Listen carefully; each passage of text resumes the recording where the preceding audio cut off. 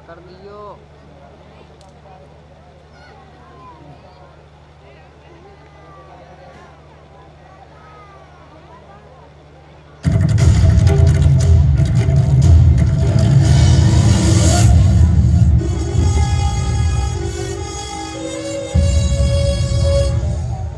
हजारों साल से बिना रुके बिना थके आप सभी का बच्चों की तरह पालन पोषण कर रही हूँ।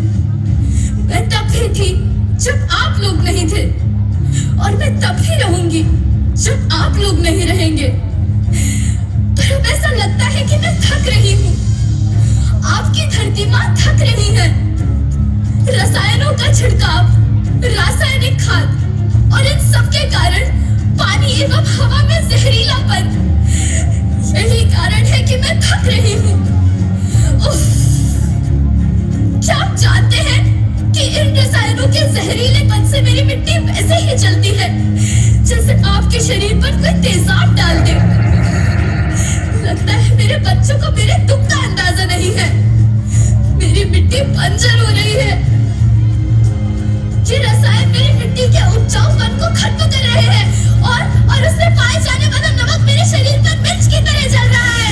मेरी फसलों की पैदावार कम हो रही है। मैं धीरे धीरे और थक रही हूँ।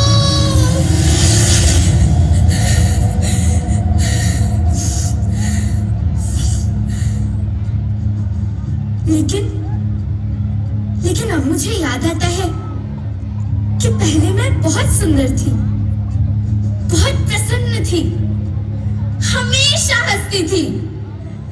मुझे अब भी याद है।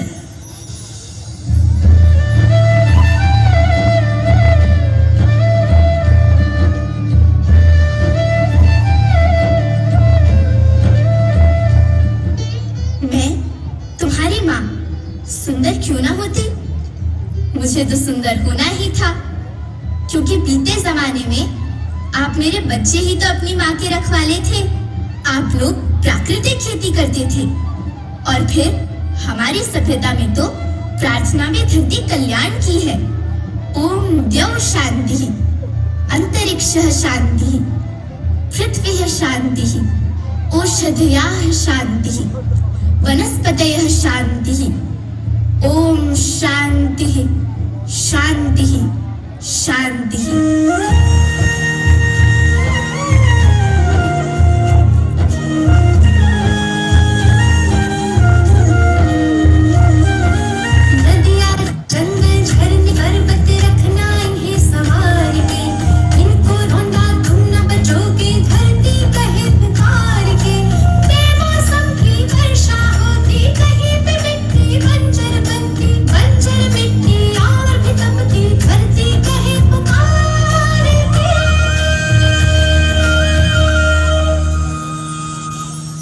हजारों साल से मनुष्य धरती की गोद में रहता आया है, लेकिन आज मैं आपसे पूछती हूँ कि आपने इसके बदले धरती माँ को क्या दिया?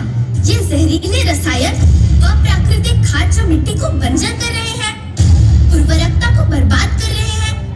आप अच्छी पैदावार की लालच में जो रासायनिक खाद अपने खेतों में डाल रहे हैं, वो अभी तो लाभ देगी, लेकिन लंबे समय में उसी रासायनिक खाद का नुकसान भी है।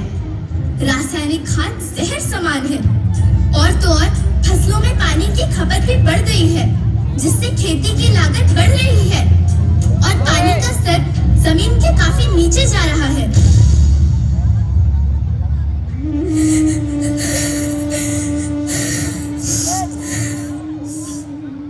बच्चों, मैं तुम्हारी माँ हूँ।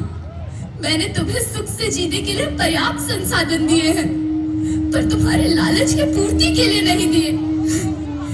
ऐसा लगता है कि थोड़ी सी अधिक पैदावार और अपने लालच के लिए आप सब अपनी अगली पीढ़ी, अपने बच्चे के भविष्य के बारे में सोचना भूल गए हैं। सोचो, क्या तुम अपने बच्चों को ऐसे खेत देना चाहते हो जो बंजर हो?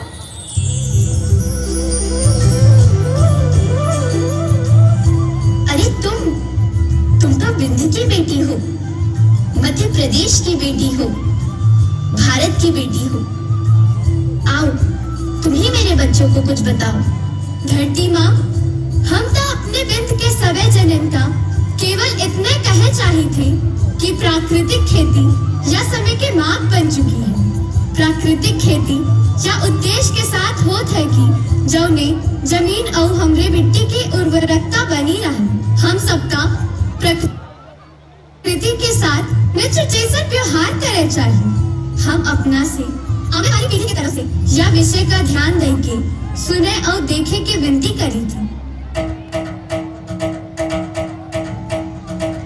अभी न संभले मेरे बच्चे तो फिर तुम पछताओगे। नेचुरल फार्मिंग न हुई तो हाथ धरे रह जाओगे। माँ का शोषण कौन है करता, कौन है मिट्टी जहर से भरता। जब से जैविक खाद को छोड़ा, खुशहाली से नाता तोड़ा। अभी न संभले मेरे बच्चे तो फिर तुम पछताओगे, तो फिर तुम पछताओगे। लेकिन धरती माँ आपको सुरक्षित और प्रसन्न रखने का उपाय क्या है? एक ही उपाय है। धरती एक, परिवार एक, भविष्य एक। इस मूल मंत्र को आत्मसात कर लो। प्राकृतिक संसाधन को बचाओ, प्राकृतिक खेती को अपनाओ और परंपरागत देसी पद्धति से जैसे गो आधारित उत्पाद, जीवामृत, बीजामृत, पंचगव्य, गोमूत्र, छाछ का उपयोग करो ताकि मिट्टी की उत्पादकता बनी रहे। याद रखना, मैं माटी हूँ, माँ होना मेरे नाम में बसा है। पोषण करने के लिए ही मैंने जन्म लिया है। करोड़ों सालों तक धरती पर सांसों की डोर आगे बढ़ाई। पेट भरा जब सबका, तभी मैंने संतुष्टि पाई। वो माँ हूँ मैं सबकी, जिसने जन्म न देकर भी जीवन संभव बनाया। अन्नदाता मेरे पुत्र किसान, तुमने ही तो इसमें मेरा साथ निभाया। दिन रात सींच पसीने से मुझको हर मुंह तक रोटी पहुंचाई। जब तुमने माथे मुझे लगाया, मैं हरियाली बनकर मुस्काई।